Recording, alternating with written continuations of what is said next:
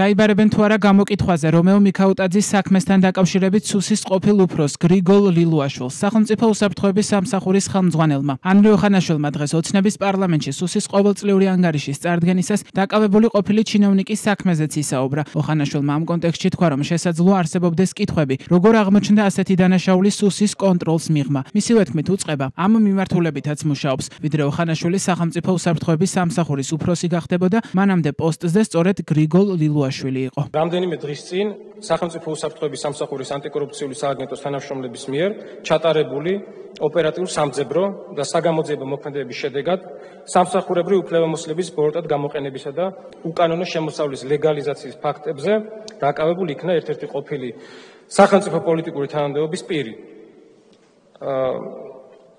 რა თქმა უნდა, შესაძლებელია კითხვებს აჩენდეს ამ პრევენციულ ღონისძიებებთან ერთად თქვენი მხრიდან ისიც, თუ როგორ აღმოჩნდა აღნიშნული ტიპის დანაშაული სახელმწიფო უსაფრთხოების სამსახურის კონტროლს მიღმა. ეს შესაძლებელია იყოს უნებრივი შეკითხვა, თუმცა ამ მიმართულებითაც ჩვენ მუშაობთ და ყველა საკითხს ნათლს მოვფენთ.